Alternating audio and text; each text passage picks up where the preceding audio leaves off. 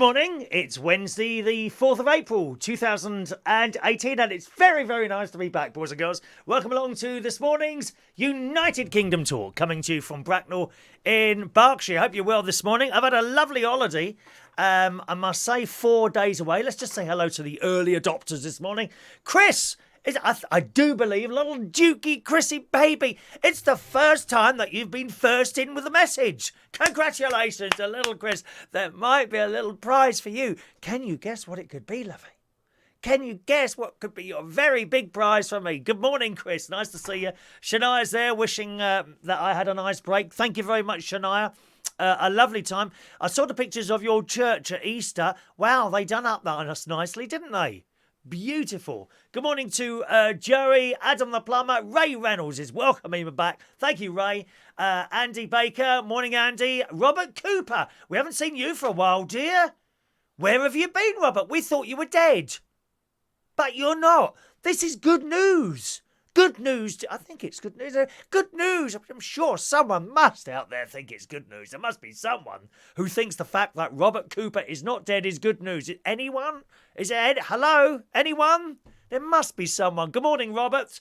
Lovely Diane Jeb, Kevin Webster, and the lovely Merlin, who I believe has now launched his men facial products type creams and things that make men beautiful again, boys and girls, because let's face it, you're all looking a little bit ropey this morning, aren't you? You didn't think that I can't see you, did you, for one moment? There's a few people watching the show naked this morning. And Duke, Chris, stop doing that to yourself while you're looking at pictures of me. It's disgusting, darling. Disgusting. Good morning, Hawan in Happy New York. Good morning, Hawan. Welcome to you. Yes. And over on the YouTube, Paul Mosley's there. Good morning, Paul. Joanna. Oh, I missed you yesterday, Joanna. But there is one thing I haven't forgotten, darling. Don't you worry about that, my love. Don't you worry about that. There is something I haven't forgotten, Joanna. Yes. Morning to... does it say hello to Paul? Morning to Paul as well. And Robert Cooper says, he is indeed alive. Well, I think that's a matter of debate, really, isn't it, lovey? We never see you out anywhere, Robert. It's got to be 6 to 9 months since you appeared on our little Facebook feed. Why did you stop watching? Did you get bored of me, lovey? Did you get bored? Did you? Oh, I can't stand listening and looking at that face any longer. Was it a little bit like that, lovey? Was it? Oh, well, not to worry, dear. Did you find someone else to watch, did you? Well, I mean, that really has affected my life, Robert. It really I've been so sad ever since I saw your little face disappear from my screen, dear. It's too much. First the cat dies and then you disappear. I just can't handle it anymore. I can't handle it anymore. Duke, you can claim your prize by turning up. I'll email you my full postal address later on. Okay? Unless, of course, you're in hospital again, in which case I'll give it to you there. Have you got the curtains that go around the bed and all that? Oh dear. Juan says, New York says, back to you. We wish you a very... Oh, is it a Greek Orthodox Easter today? Are you a Greek Orthodox person? Are you a Greek Orthodox person? I'm not quite sure what your calendar is. Is your Christmas calendar the same as well? Anyway, let's get on, boys and girls. So we had a lovely karaoke on Friday night. That was damn good. We had such a nice night Friday. And then from there, I set off on my journey up to Lincolnshire from King's Cross in London. So I left the pub. I was in the car and on the move quite quickly, around about 12:15. So the journey was fine. No traffic really to speak of or anything like that. Of course, that's the beauty of travelling at night means you don't get traffic anywhere. You know, the roadworks have all stopped, unless you've got those blooming overnight roadworks or something like that. And there's no traffic at all, and that's why I travel up at night. But unfortunately, it looks like I'm not going to be able to do this in future, and I'll tell you what. I'll come to that in a minute. So I got to my sister's up in Lincolnshire just before 3 o'clock. So it was about about 2 hours and 45 minutes. Now, I do not speed. Of course I used to, when I was in my 20s and 30s, I used to be silly speeds, stupid speeds on the road. I just don't do that anymore. So 70 mile an hour, absolute maximum I was going. Take it nice and easy up there. I've got one of those cruise control buttons in the car. That's good. Because you take your feet off your pedals and you just push this button, and then all you're doing is steering, really, and listening to the radio. And we've got LBC all over the country now, and Talk Radio. Talk Radio got overnight presenters now as well. I feel sorry for the bloke on there. I can't remember what his name was, but he don't seem to get any calls. No one read a bit like this show. No one calls in, and he just sits there rabbiting away. It's more rambling. The bloke on Talk Radio is more rambling, a little bit like me, just talking about life things. The LBC tends to be a bit serious, and there's a bloke on there at night. I can't bear him, Matt Stadlen. Oh, he's just so boring. He's got one of those boring voices that hardly goes up and down. Do you know what I mean? And it's the same old crap all the time.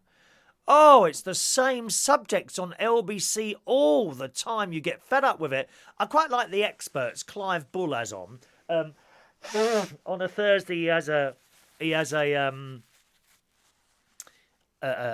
property expert, and then I think they have a health expert. That was on last night. Health expert talking about health things and weight loss and all that business. Then he has he has like two money programs. I think one that deals with consumer affairs. That's not having an affair with a consumer. That is like if you buy a television and it goes wrong. Oh, you don't know what to do. What do I? And you ring him up. There's a money expert that comes on. Like if you're in debt, you can ring him up and he gives advice like that. It's all very good. That's in Clive Bull's show. That usually happens at 9 o'clock at night. He has one of them experts on. They don't seem to have a technology expert on, or if they do, I can't find them anymore. Don't seem to be on when I'm listening. I used to like the technology experts. There's one, I won't mention his name, but there's one on there, and I'm sorry, he just BS's his way through it. Half the time he hasn't got an answer. Do you know what I mean? Don't say the name. It's a really strange name. But half the time it's like, oh, right, well, this is what you got. And I thought, no, that's wrong. That's wrong. He BS's his way through the entire show. There used to be a very good friend of mine who runs a radio station in Slovakia, Eric Wiltshire. He was on Steve Allen's show when he did that overnight show. I'm going back here about 12, 15 years now. And he was on there doing the technology play, and he got all the answers right. But this bloke who's on there, after time, his BS's his way through it. A little bit like me and my karaoke. Let's just say hello to a few more people this morning. Good morning to Samuel Walker. Good morning, Samuel. Welcome to the show, sir. Robert says, if it's so boring, why do you keep listening to his show? Well, I don't, Robert. That's just it. I don't listen to his show. It's boring, so I don't listen. Are you listening to anything here? Well, just switch off again, Robert, and do us all a favour. If you're just going to sit there trying to pick faults throughout the whole thing, rather than I'd rather you switch. Shall I block you now? Shall I block? No. You're going to block yourself, are you? Go on, off you go. Chop, go on, off. I'm waiting for that number to go down there, so I know you've gone. There you go, it's gone down one. Thank you. Robert, I am not required at LBC or TalkSport. Someone there must have seen what I do now, so I'm not required for that format. Thank you. That's what it is. Paul says, yes, that's the one, Paul. That's the one, Paul. That technology expert used to be on Radio 5. He's hopeless. Yep, that's the one with the strange name. No names mentioned. Absolutely, you're right. Good morning, Mark Jones. Morning to you. Nice to see you, sir. All right, so that's the technology bloke on there.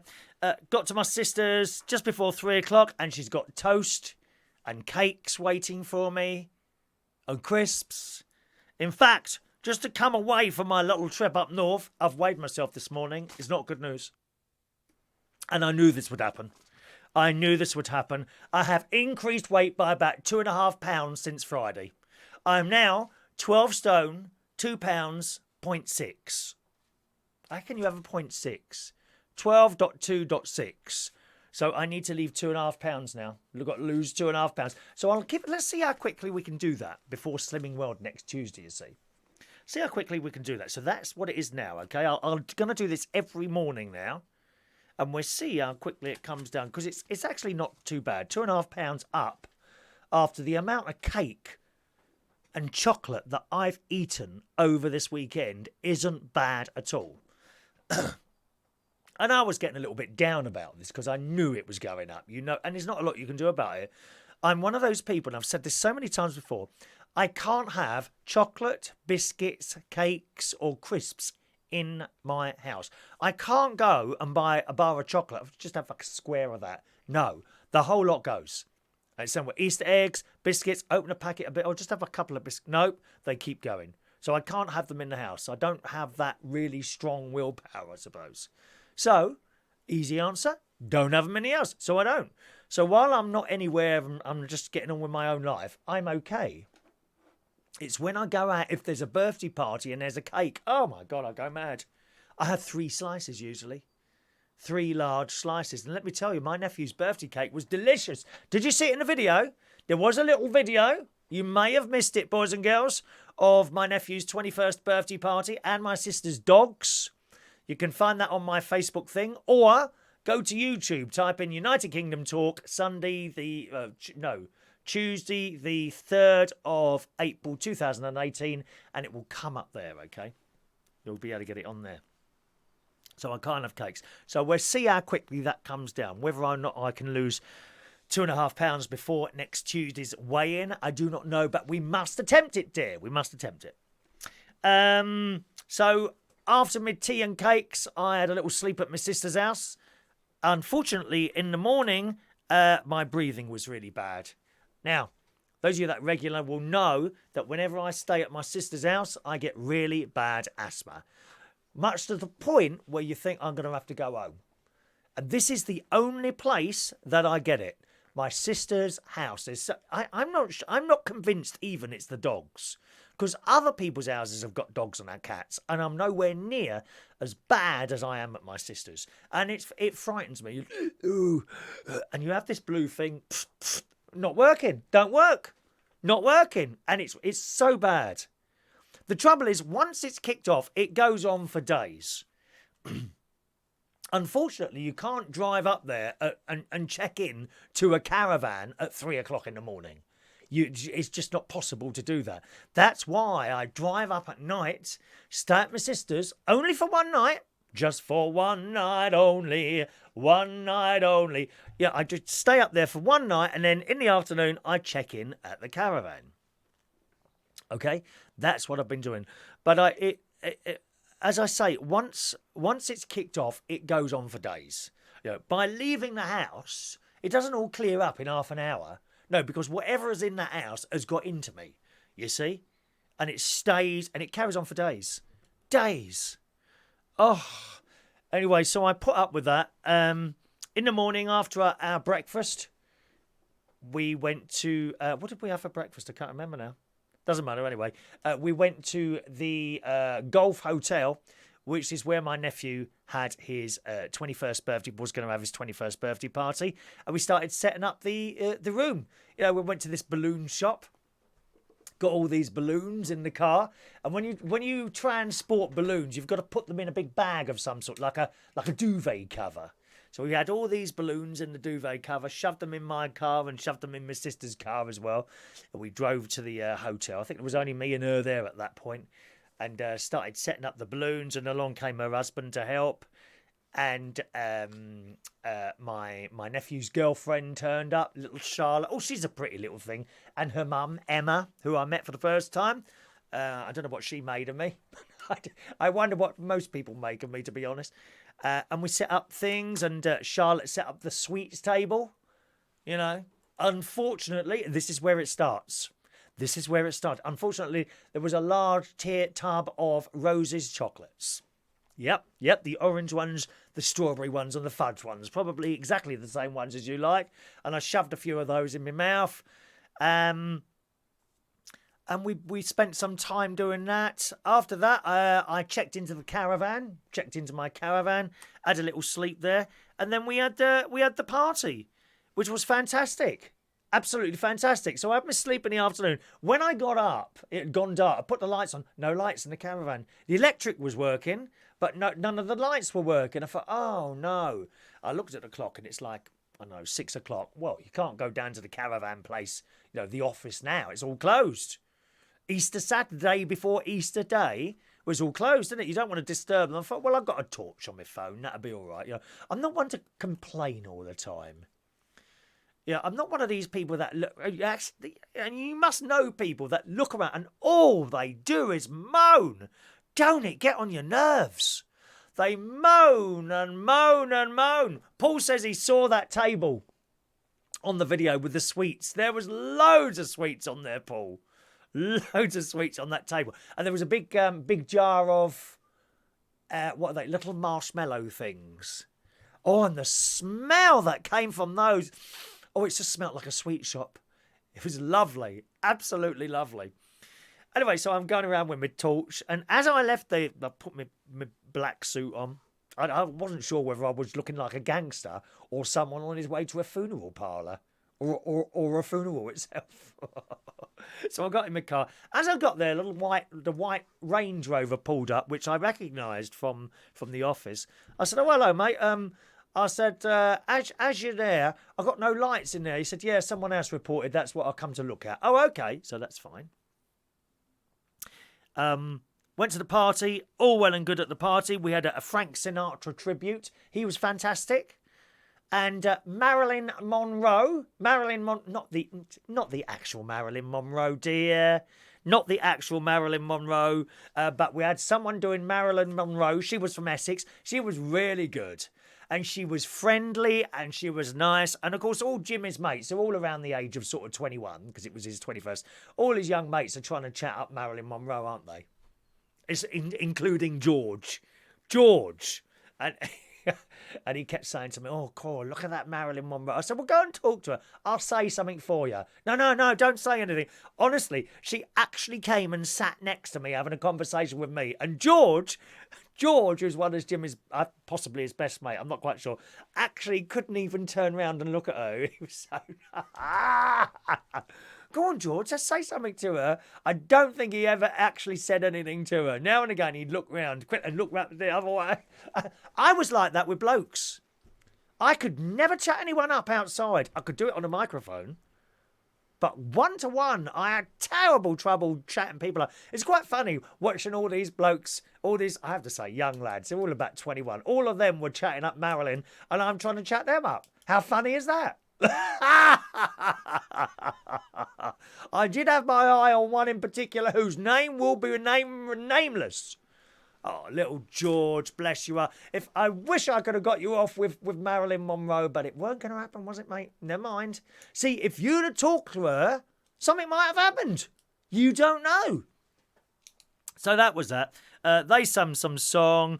The food in the hotel was fantastic. All looked over by hotel owner Mrs. Patel, who's nothing to do apparently with the lady who runs the dry cleaners just down the road from me. Mrs. Patel runs the dry cleaners, and of course the off licence and the post office and all the other places that they run. But Mrs. Patel, who owns the hotel, and she is so nice. She is such a nice lady. She really is. She was walking around and checking things were all right and whatever. The whole thing, my nephew informs me, cost him about £1,200, which I don't think is bad at all. He didn't include the drinks, and quite frankly, when you have a birthday party, a wedding, don't include the drinks. Never ever include the drinks in these things because people get silly and greedy.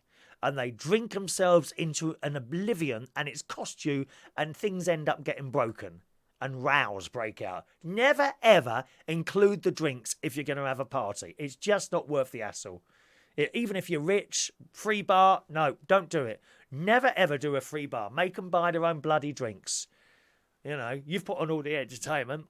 So that £1,200, that was for the Frank Sinatra. I think he was probably... possibly the biggest expense, the Frank Sinatra bloke and Marilyn Monroe. I think they came together. The DJ, which was £250, which I thought that was quite a lot. See, because I'm cheap. I know I am, believe it or not, I'm cheap. I thought, but apparently that's like a normal figure, 250, £300 for a Saturday night DJ now. So I didn't know that.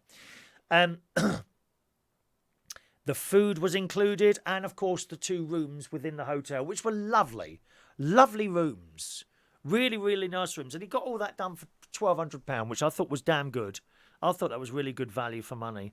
So I told you, Mrs. Patel. Actually, that reminds me, I've got to take my must take my throws to Mrs. Patel for dry clean. My throws, no, they go in the big washing machine. I've got throws downstairs, which I tend to get washed once, maybe twice a year. It's really expensive to have those done. Actually, maybe I should take them down the. Oh no, I can't be bothered with all that. I'll take them down to Mrs. Patel's, and I've got to. What else have I got to take down to her? Oh, my blue jacket. My blue jacket's looking a little bit worse to wear. It's about 2.5 years old, and I haven't had that cleaned yet, so I'm going to get that cleaned as well while I take it down to Mrs. Patel's at the dry cleaner. As the night went on, we had the DJ music as well. My sister, I have to say, my sister stole the dance floor. My sister Sharon absolutely stole the dance floor. It was fantastic. She was doing all these ABBA songs, and then she did Grease. Go Grease like da da da da da. Because my sister has been blessed with the bust area. And watching those bouncing up and down, bless her heart, while she was on that stage, it was a fantastic sight.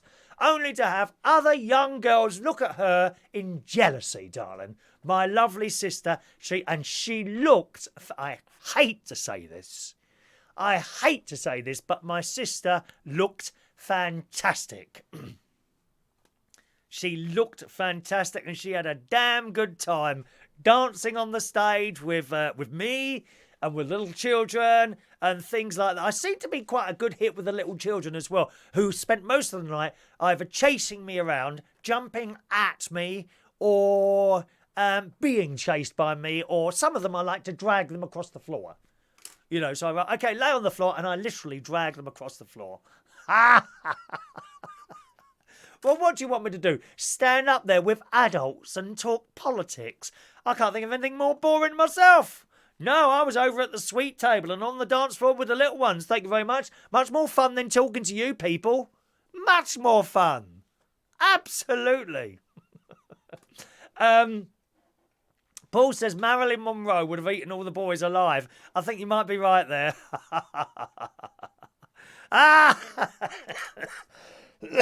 Oh, excuse me. So that was my sister. My brother-in-law got really drunk and he hasn't had a drink for 3 years. Actually, I think I was the only sober one there. I was absolutely the only sober one there. And at the end, towards the end of the night, I didn't leave at the end. I left before the end. But my niece was going home. So I sort of said, oh, well, I'll give you a lift. Because they left their car there because they'd had a drink as well. So my niece and her husband and George and Emily, who are her 2 children, they went down to I gave them a lift back to their house. My nephew and his family, unfortunately, it was only my nephew and his daughter, Evie, that could come because his wife is still at the hospice where Olivia is. Olivia is one of my great nieces, and she's still in the hospice. She's been there a while there now. And they're trying to make sure she's all right. I don't know when they're going to come out, actually. So she stayed there, my nephew's wife, and her son, Harry, and the little girl, Olivia, who were there at the moment. It's not been too good at the hospice in the last week. Apparently, they've lost 3 little children in there, which is just terribly sad, isn't it? You know, how little children, just a few years old, and we lose them to whatever terrible thing or disease that they have. It's just so sad. It really is. But that's why they couldn't come, unfortunately. But Gary came with his daughter Evie, so I think I had a little bit of a dance with Evie as well. So that was nice. Oh, there's Hayley and Lee. Hello to Hayley and Lee, who says me and Kelly and Mum were sober. Yeah, I'll give you that.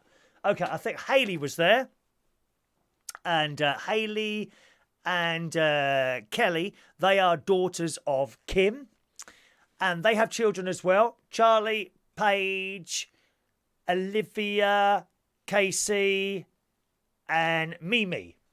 Yes. And they kept throwing themselves at me, all these people. I don't know why. They just launched themselves at me. I had so much fun at that party. I really did. Good morning to non-Irish Mary from Ireland, who's joining us today. Mark says, good morning. I had a lovely weekend. Thank you very much. Yes, Jimmy, my nephew, supports Lincoln City as well as Chelsea. He has I believe they are called the Imps. The Imps. There was at one point, Jimmy was doing this little speech. He said, I'd like to thank everyone for coming. I've just got one thing to say. The Imps are going up. Now, I'm not quite sure what that means, but I gather it's some sort of football language that you and I perhaps are not, are not tuned into properly, because so we don't really know what that means. But I'm sure it's very, very important in football people's language, isn't it? Yeah. So there we are. Let's have a look. So Sunday, of course, they all had hangovers Sunday, didn't they? You should see my husband's. So not my husband. I haven't got a husband. If there's any offers, I'm listening. No, I don't want anyone my age. No, thank you. That would just be really boring. That'd be very, very sick chatting up someone my own age. Someone else sort of around about 30, 35, 40 maybe. That'd do me. So if there are any offers, please make a queue immediately, slightly to the left of the door. Okay? My sister's husband, he got up Sunday. Oh, my God, the state of him. I think he had a headache, lovey. And I did overhear you, Martin. I did overhear you quietly talking to your friend about your diabetes level. I'm not quite sure what diabetes sugar levels are, but you sounded a little bit worried by your level. Due to drinking. Naughty boy. Stop drinking. And I must stop eating cakes. All my cakes are gone there. No chocolate or cakes in the house again. We're back on the slimming world. Oh, yes. We need to lose 2.5 pounds, dear. Let's have a look here. So I can't remember what we did Sunday. I think we went out for lunch. I took my niece and her family and my sister out. We had where did we go for lunch? Oh, no, we went to a shop. We went shopping on Sunday. We went to this warehouse because I don't really go to warehouses. Went to B&M, is it? B&M? It's a bit like a Costco. And I bought loads of tins of tinned tomatoes and things. Stuff that I usually pay, I don't know, nearly £1 a can for down here.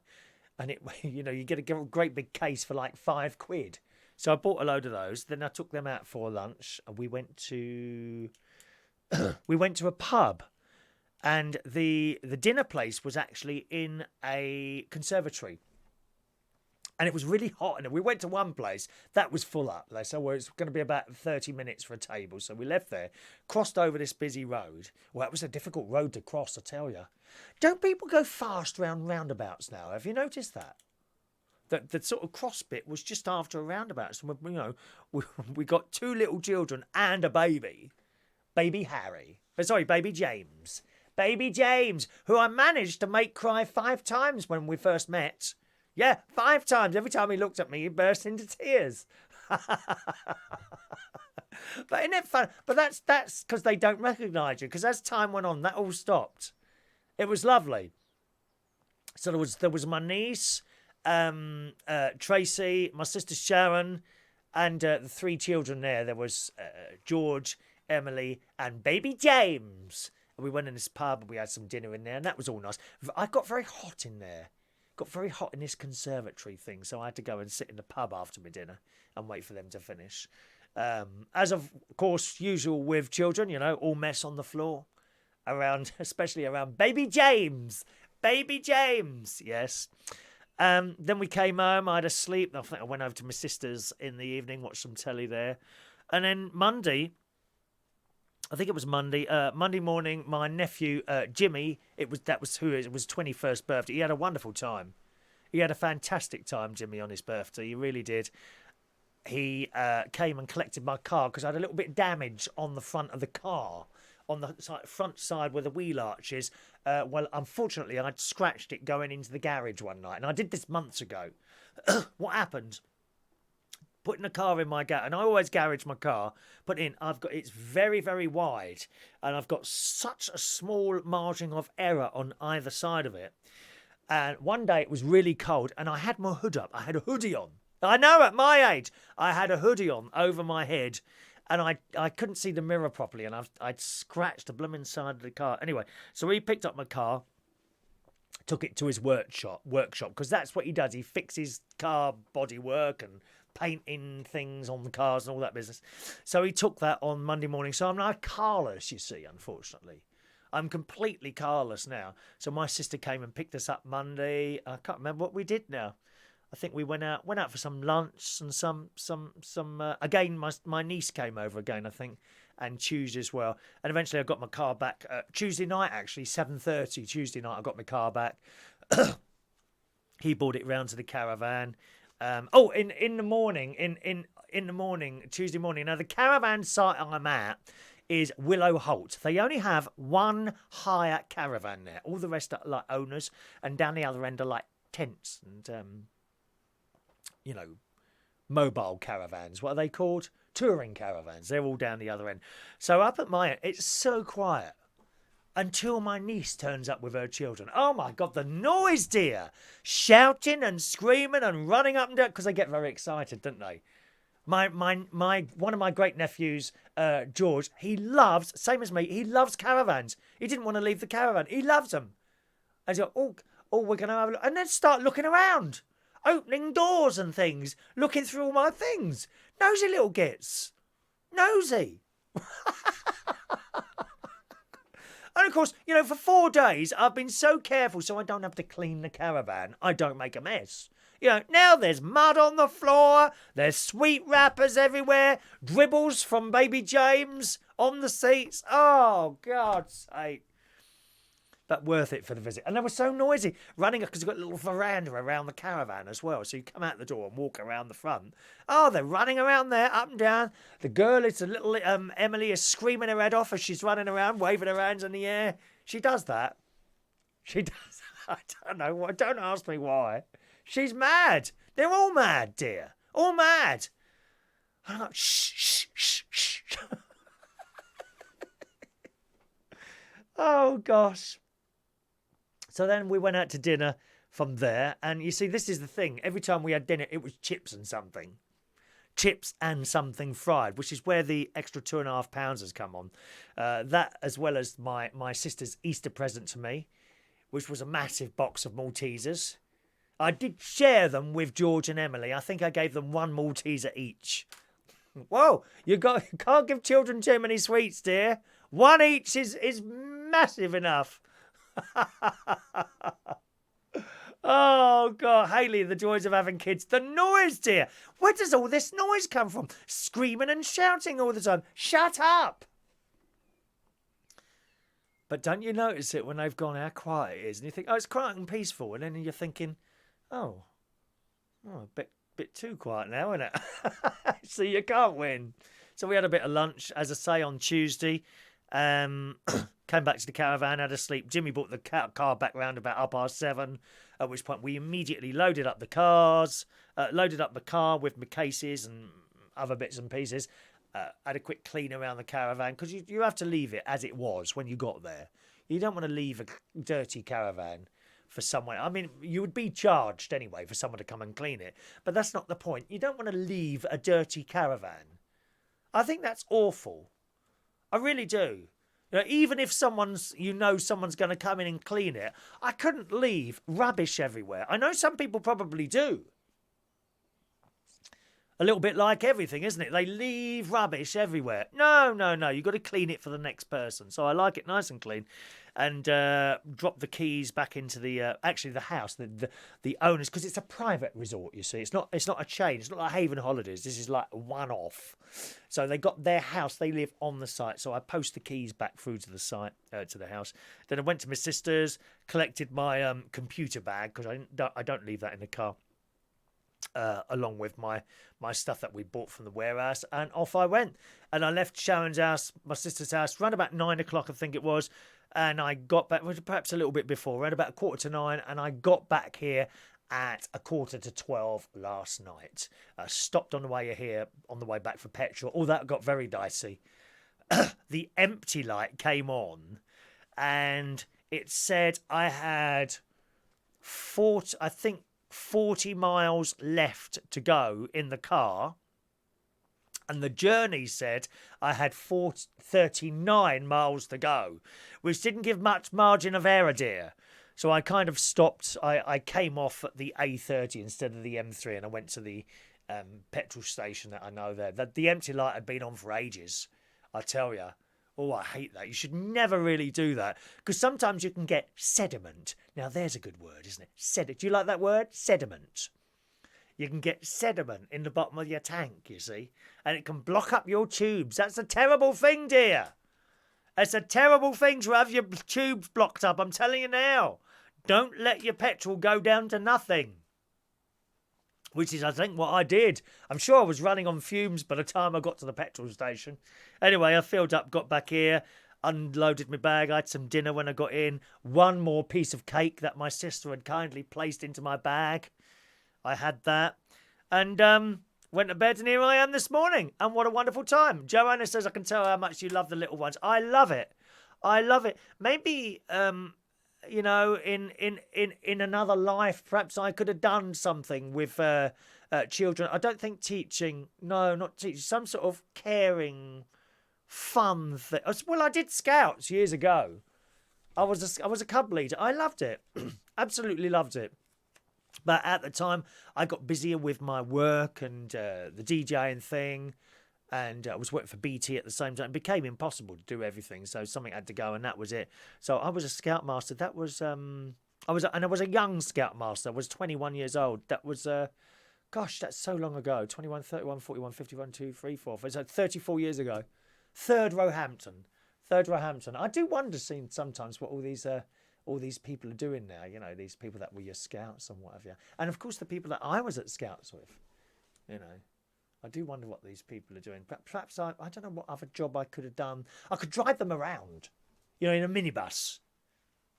I could be one of those minibus drivers. The thing is, I think I would get complaints, probably, from parents of children who are not on my minibus, because I'd have the music loud. Come on, in you get, and we'd have the music right up. We'd all be singing along on that bus. There wouldn't be no unhappy children. Sweets would be given out, free of charge, as they walk onto the bus and up the little stairs and in their little seats, all strapped in.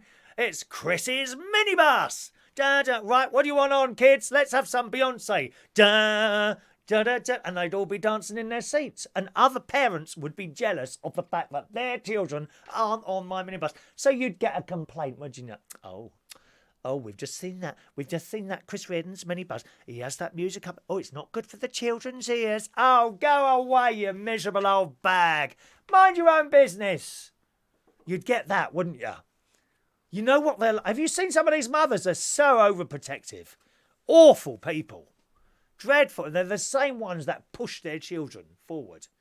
There's one of those at the church. Yes, Vivian pointed her out to me as one of those mothers at the church, and her daughter serves on the altar, and she's always in there pushing her. Oh, you first, bit like that, you know. Dreadful people. Hayley says, that's my sort of bus. Disco on wheels. That is exactly what I'd have, Hayley. Can you just imagine Charlie at the front there? Come on, Chris, where's the ABBA? Or we could have my sister on there as well, doing the grease thing, teaching them all how to do the grease. And then they got off at the other end, 9 o'clock, ready for school. And immediately, as they leave the bus, the little faces turn into signs of depression, because they know it's at least 6 hours before they get back on the bus again to be driven home by Chris Reardon's minibus services. Go grease lightning, da da da da da da. Grease lightning, go grease lightning, da da. And we're not having any old people on there either. Only me. That's it. No old people on the bus, because they're boring, especially overprotective mothers. Not allowed on the bus. Oh, no, I don't think he should be doing that. He might hurt himself. Oh, no, I don't think she should be doing that. She might hurt. Oh, don't give them that to eat. They're allergic to that. Oh, give it a rest, love. Give it a rest. We never had this when I was a child. We used to go to this thing at Scouts called Beat Your Neighbour. It was a bit like It's a Knockout. But it was dangerous. I'm telling you, it was dangerous. There we were, sort of 13, 14-year-old boys. And an example. There were all these different games. Here is an example. There was this game where there was a piece of plastic, thick plastic, as in thick plastic sheeting that perhaps you'd put over something to keep the rain off. And that was positioned so it was going down a hill. And at the top of the hill, I've told you this before, stood a man with a hose. And a man, I kid you not, with a bottle of fairy washing up liquid. And he would be squirting this at the top, and the hose would be on it. And the idea was, and there would be other boys alongside. I suppose it would be girls as well now. In those days, the scouts were only boys. That's it. There were no girls, okay? Now you would have girls doing this, although they wouldn't be allowed now. Oh no, too dangerous, might hurt themselves. Okay, so you'd have boys along the side, each side of this piece of plastic, this long plastic thing. And then the whistle would go, and then you would have to slide down this thing, okay? And I think catch balls or something that were thrown at you from the boys on the side as you were hurtling down towards the ground. And we used to get cut legs and everything because there would be stones underneath this thing that no one knew about. No one died. No one died. Now and again you might get a kid end up at hospital with a broken arm. So what? Oh no, now. Oh no, can't do that. Oh no, little Jimmy might hurt themselves. Oh no.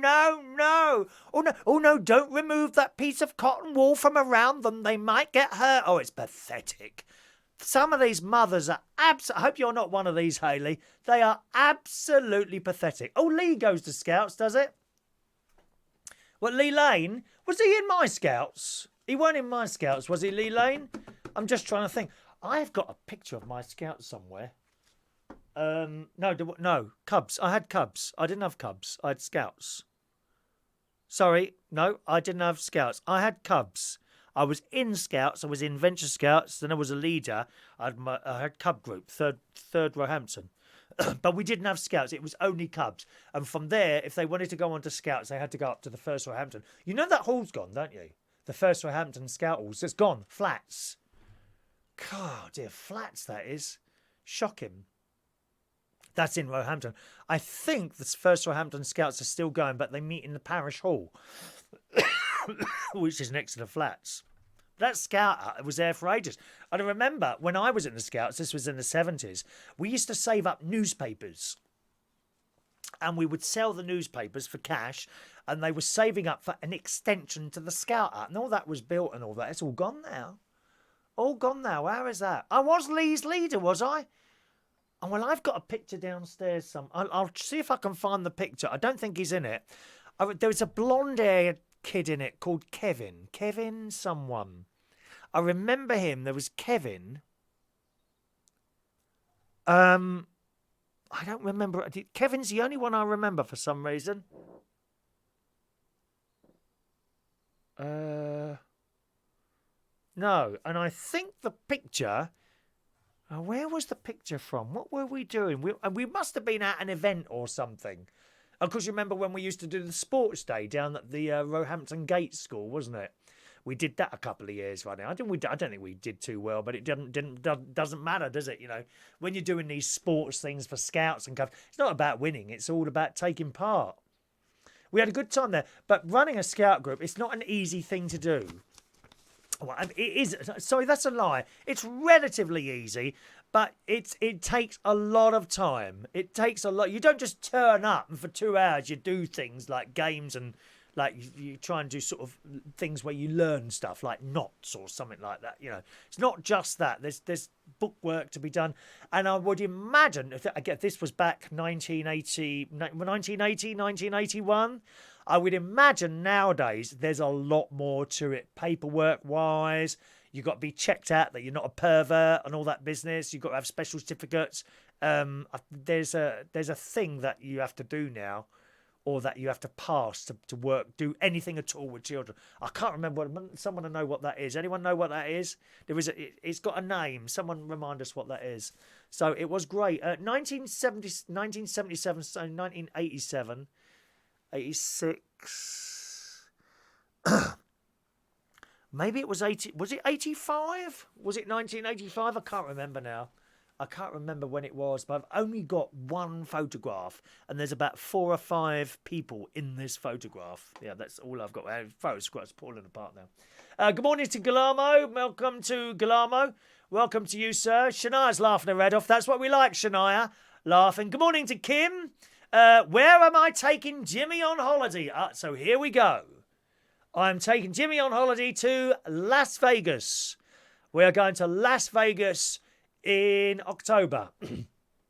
Staying at the Excalibur, if you want to look this up, the Excalibur Hotel. Now, when I do hotels, I don't do posh.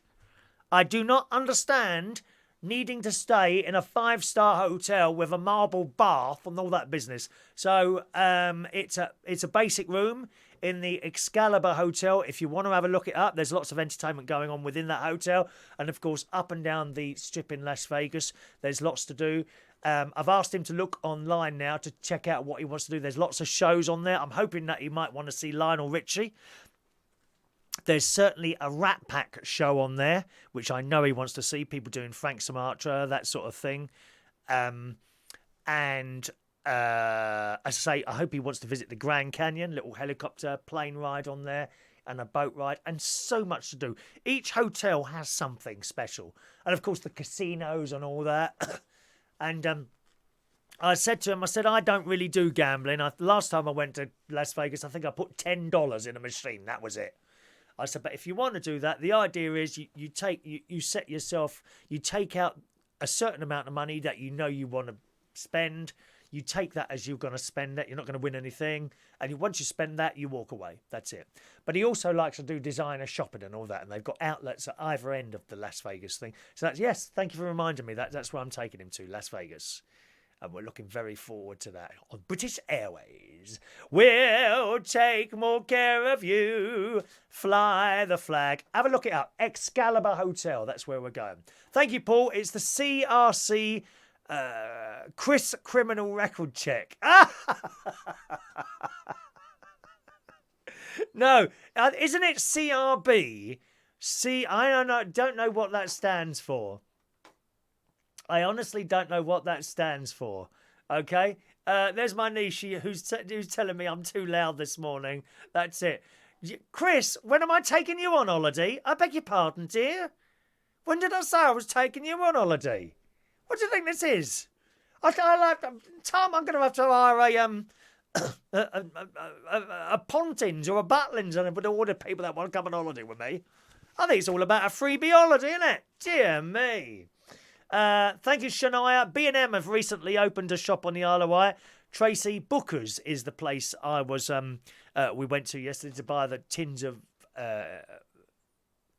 chopped up tomatoes. We went in for beans as well. Went in for baked beans, but unfortunately they didn't have any of the Branson baked beans. So I bought one of those big Heinz catering size tins, which is great, isn't it? Thank you, Shania. A DBS check. Is that what it's called? What does that stand for, DBS? Do you know? Data something. Not quite sure what that means. A DBS check.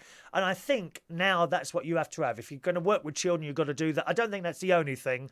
I think you've got to have all sorts of certificates and insurances, and this is signed by them and that's signed by, and it's a lot to do the scouts. I would imagine is a nightmare to actually do it. In fact, I have to tell you that they are having great trouble now attracting scout leaders because of all this. It's just so much to do. And of course, things have changed now. And, if, let's say, if there was an incident, an incident of some sort of accused abuse, then immediately you got problems. And I don't think anyone wants to open themselves for that anymore. Do you see what I mean? It's very, very sad. No one's putting themselves forward because, what if Freddie says this and then immediately are believed, and then the spotlight goes on you, all the papers are down. No, what's the point in doing it? You see? And it's very sad. People are coming, it's the same with the teachers. They're having trouble getting teachers because there's no control of children anymore. You know, when I was at school, and I do believe, I hate to say this, boys and girls, you're not going to agree with some of this, I do believe in caning. I got the cane twice at school. I never did what bad thing I did, which was just actually talking at the back of a class while everyone else was I was talking. Reardon, go down to the front entrance hall. And you would get caned. You wouldn't want to be caned again. But maybe that's a different age, a different mindset that us over 50s have now, you know. Perhaps some of you young mothers, fathers who might be watching the show today think, no one's ever going to cane my child. Well, someone's got to say no to them. No one's saying no to them. Look at the trouble we've got in London now. Stabbings. Another little boy, 16 years old, stabbed to death on Monday. Wasn't there a girl as well? 17 or 18-year-olds, young people getting stabbed to death. I was listening to this on the radio last night. They were talking about all this on the wireless, and it was on LBC. Marcus Collins, who I've got a great amount of respect for, I think he's excellent on that program. And he was saying, you know, children have always wanted to fight. You know, they have arguments and things. And he said, but when I was a boy. And I think he's about 10 years younger than me, Martin Collins, maybe about 50. I think he's around about 40, 45, something. He said, when I was a boy, and this would go for me as well, you might have wanted to have a fight with someone or to beat someone up or something like that. We've always had that. But to actually knife something would be absolutely out of the question. You would never think about picking up a knife and wanting to stab someone to death or a gun. It just wouldn't occur to you to do that. You just, well, give him a bit of a pacing and then walk away. He won't do it again. Now, it seems to be a first resort.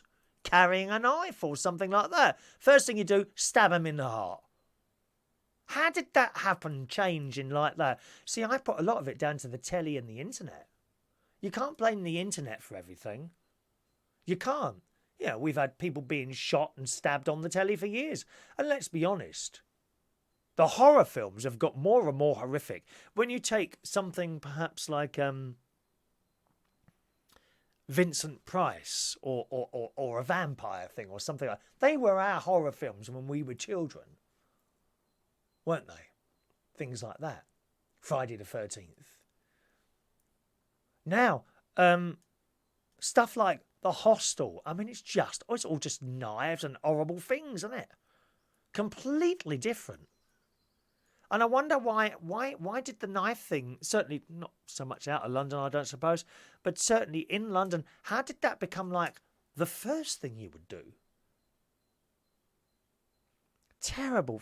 Is it 45 people have died in London? And they say now that the murder rate in London is now higher than in New York. I don't know. A lot of it, of course, is the gang-related thing and to do with drugs and supplying drugs. And really, if you're nothing to do with drugs or guns or anything like that, I don't think you're of interest to anyone, you know? If you're not selling something on someone else's area, what do they call it? Patch. If you're not selling something, then they're not really interested in you. You just keep walking. Just walk on by. Not interested in you. Do you see what I mean? It's just awful, awful. Haley says computer games have got a lot to do with it. Yeah, you see, again, with computer games now, I mean, what computer games did we have? Space Invaders and Pac-Man. Woo!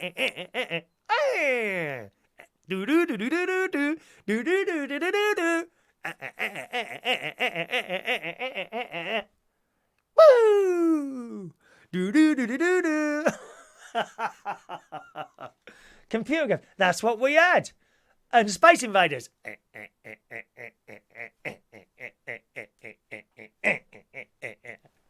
That's all we had.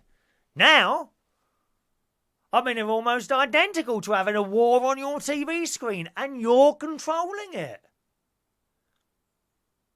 Awful. Just dreadful what's going on there. And I don't know what the answer is to all of that.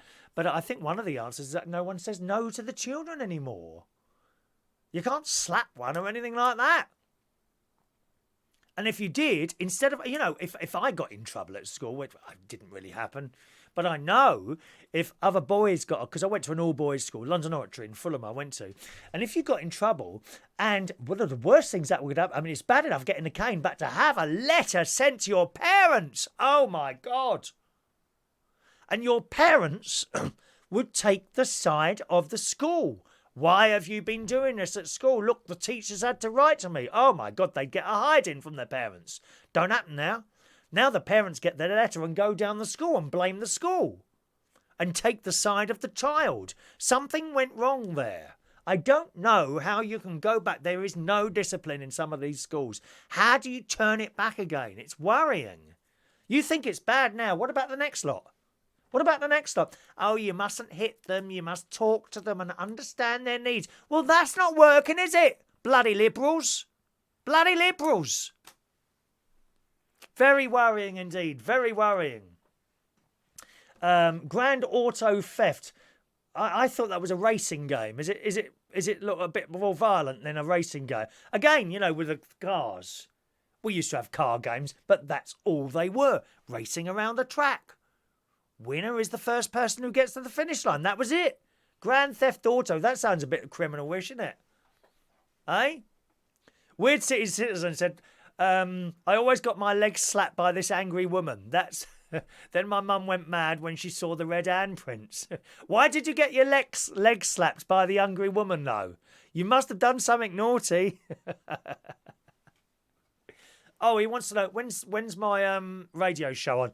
Reach on Air it is. Reachonair.com. Save that. And I'm going to ask for the Monday morning 10 a.m. slot, which I'll take hopefully from them. All right. Let's have a look here. Kim says you can't turn back. No, I don't think you can, Kim. I think you're quite right.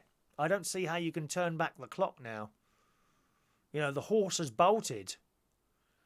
I suppose really, if a school announced it was about to start caning pupils who were disruptive, I think war would break out.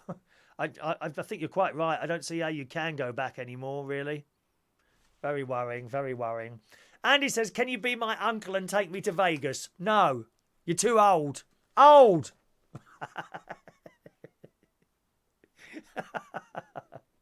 All right, let's just go back. Bring back the good old days. Yeah, I think so as well. Good. Let's just do a couple of stories there. So that was my little trip to my sister, and I had a wonderful, wonderful time. I really did. Mum's embarrassing IKEA sit. Now, I don't know how many of you have done something like this. This is great. In this morning's Daily Mirror, Marie Stent recently shelled out £40 for a new toilet seat. 40 quid for a toilet seat! You get a light up one for less than that with LEDs in it. Have you seen those? There's all sorts of toilet seats you can buy. Have you seen the one that's got like barbed wire in it? That's what I need on my toilet up here. I don't like people using my toilets. I couldn't believe it. When my sister and my niece and great-nephew George and great-niece Emily all used my toilet in the caravan, I couldn't believe it. I'm going to take a shovel with me in future. Go outside, here. Apparently, I'm informed there's an item such as a something knife that in the olden days you'd have hanging by the toilet, which was a rusty old knife. And if you'd been, and it wouldn't go down, you'd have to chop it up with this knife. Is that right? Did anyone have one of those in the olden days? Anyway, it goes on. She bought this toilet seat from IKEA. And that's what she expected to be contained, a white toilet seat. What greeted her, however, was a blue toilet seat. She wasn't very happy, but having lost the receipt, there was very little Marie from Cambridge could really do. I mean, there must be thick up there in Cambridge. She could really do but chalk it up to experience. It took her 18-year-old daughter, Amber, to help point out Marie's glaring mistake. Now, have you got this yet? Do you know why it was blue? Taking to Twitter to share her mum's gaffe, Amber revealed all her mum had to do was peel off the blue plastic cover. She left the plastic on it. How stupid can you be? I mean, there's some thick people around in there. But Marie in Cambridge, yes, thick as a plank. How'd you manage that, Marie? Mind you, I've done that myself. Everything's covered in a bit of plastic now, isn't it? If you buy something like my telly downstairs, which I've had for a while now, a few months now, I love my new telly, 65 inches. Oh, it's wonderful. When you're watching people on the telly, you have to turn your head to get the whole thing in. Yeah, so if you're watching tennis, when you go to watch tennis at a tennis match, they go pop, pop, pop, like that. It's like that when you're watching two people talking on my telly. You have to turn your head like that. But everything's got this bit of plastic on it. And often, I'll have that. Well, there's something wrong with that. So what's that peeling off? Oh, it's a bit of plastic. And then you put it and everything's covered in this little thing of plastic all the time, isn't it? Isn't that strange and mysterious? Strange and mysterious. That game, Grand Auto Theft. Guns, killing, nicking cars. You should have a look at it, Chris. No, thank you. I don't want to be involved in anything like that. Thank you very much. We'll do one more story. Then I've got birthdays to do, boys and girls. It looks like Dec from Ant and Dec is going to take on Britain's Got Talent all on his own. And you know what? I think he can do it. Now, I'm not a fan of Saturday Night Takeaway. It doesn't do it for me, really. Certainly not with the two of them. However, I thought to myself, I will watch Dec, see how he does. And I put it on, a recording of it actually, and I watched it. And the beginning of it is a little bit dicey, but he gets into it. He's really good on his own. And I don't think, he hasn't. He's not prevented a big show like that. If you don't know the story, Ant and Dec are a comedy duo. They do lots of TV stuff together, always have done. And unfortunately has got a little bit of a head. Nearly swore. He's got a little bit of a head problem at the moment, and he's doing the drinking and doing the drugs, and he got done for drink driving. He crashed his car, didn't kill anyone, but nevertheless crashed his car, so he's in trouble. So he's come out of all his TV and has gone into one of these rehab things, and we all wish that he does well in that. Some people need help with this sort of thing. But unfortunately, they're halfway or all at the end of a TV series of Saturday Night Takeaway, which two of them do. It's a big show. It's probably the biggest Saturday night show on the television at the moment. And he can't do it anymore. So Dec is hosting it on his own, and I don't think he's done stuff on his own before. So he did it on Saturday night, and it was live. Even worse, it was live. Okay? And he did it, and he blooming well did it well. I was really pleased for him, how it turned out. And it just goes to show us he can do this on his own. Brilliant. Absolutely brilliant. I thought he did really well on his own. And in the Daily Mail this morning, it says, according to The Sun, series chiefs of Britain's Got Talent were so impressed doing his solo efforts on Saturday Night Takeaway last weekend that they believe he can take on the live auditions by himself in a matter of weeks. And that they're absolutely right. He can do it on his own. That's not to say Ant won't be back at some point. I'm sure he will. But if Dec was ever worried about not being able to do it on his own, it's unfounded. He can do it. He's really good. The bosses at ITV loved him, a source told The Sun, and I want him back on screens as soon as possible. Simon Cowell totally agrees that he's the best man for the job rather than bringing in a new face. So, I mean, that is excellent, isn't it? Absolutely excellent. So good luck with Declan Donnelly, who's going to do Britain's Got Talent on his own now, as well as Saturday Night Takeaway. Now, if it's not worrying enough being in a TV studio in London, doing it on your own for the first time, how about the next one? You go to another country outside with all the things outside that can go wrong as well, and do one out there, because that's what he's doing. He's doing it from Great Universal in Florida. There was a little picture of him getting with his Louis Vuitton bag, getting on the plane to take him off to Florida. And that's what's going to happen on Saturday. Saturday night takeaway live from Florida on his own. He's a brave man, but damn good luck. Live. Damn good luck to him. I hope he does it really well. I'm not going to mention Mel and Sue's generation game. I've seen a little bit of it, not too much. It has been absolutely slated by the critics. Mel and Sue's generation game. I've seen a little bit of it. I thought it was okay, but nothing more than that. They got the wrong people for the job. There's only one man, I think, who can do that job, and that's Bradley Walsh. He is the only man that can take on that generation game. There's no one else who can do that. None of those smarmy so-called comedians, Keith Lemon, who's the one with a funny haircut, the side part in that one, no, not even the bloke who does the Saturday night comedy series, Mr. McIntyre, who's very good. He's not Generation Game. Bradley Walsh is the only person who should be hosting that Generation Game. And I think we got one more Generation Game from Mel and Sue because they chopped the other four, didn't they? They were so bad. The jokes, the first few jokes I heard were just falling flat on my face. I'm sorry. Not good at all. Anyway, I'll watch the whole programme and then let you know what I think about that. And see how that goes. All right. Okay, doke. Andy says, did you see the thing ITV put on people so that they can sing almost good singers? No. Wasn't there a Vegas thing on? I think I've got that on record. I think I've got that on the recording, so I'll watch that as well and see what I think about that. Something in Vegas where they take old, I hate to say has-beens, because they all had their starving. Anita Harris was there.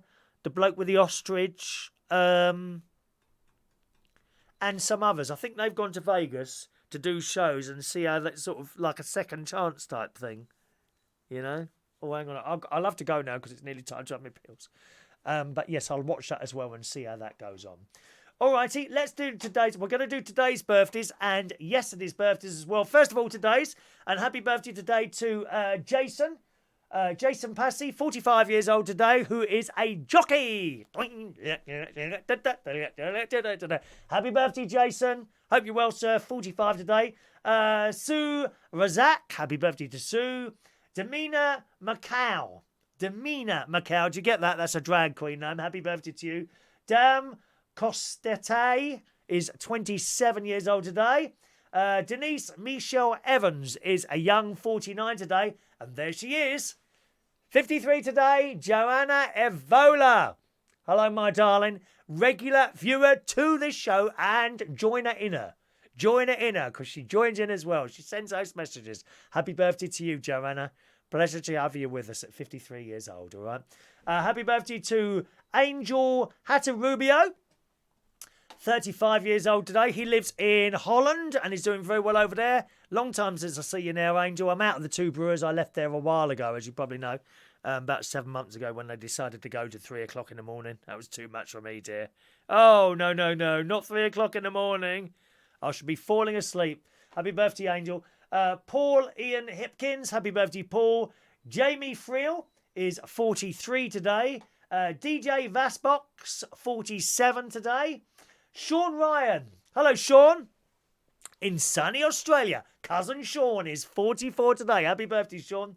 Mark Geddes. Happy birthday to Mark. Aaron Lebowitz is 29 today. Dan Moore. Hello, little Dan. My little friend Dan. You all right? Is 28 today. Happy birthday, Dan. Alison Allman. There's a nice picture of your cat there. Happy birthday, Alison. They're all today's birthdays, and we must do yesterday's birthdays as well, boys and girls. One moment, please. I'll do yesterday's birthdays as well, and that was Lazar Med, 20 years old yesterday. Happy birthday, Lazar. Fiona Christides. Fiona Christides. She and her husband own a pub and a catering business in not too far away from me. I think is it Hampshire? Are you classed as Hampshire where you are? I think you are, aren't you? Her pub is called the Golden Pot, which I've been down there once or twice. Happy birthday to Fiona. Hope you're very well, my darling, all right? Matthew Taylor, little Matty. Again, someone who's on holiday permanently, boys and girls. Matthew Taylor spends most of his time on a jet plane going somewhere sunny. Happy birthday to Matthew. Ian Thrussell, who was a DJ and now drives big lorries, was 45 years old yesterday. I think you might be lying with your age there, but never mind, Ian. Happy birthday to you for yesterday. Martin Brooks. Hello, Martin. Young, 52 years old. I didn't know you was in your 50s, Martin. That surprised me. Happy birthday to Martin for yesterday. Chutney Jane, 29 years old yesterday. Chris Willis. Hello, Chris. Internet radio fame, 37 years old now. David Gardner, 55 years old yesterday. Jack Gilbert. Scott Hampshire Jones. And James Scott. James Scott is 45 years old yesterday. So lots and lots of birthdays there today, boys and girls. Let me sing for you.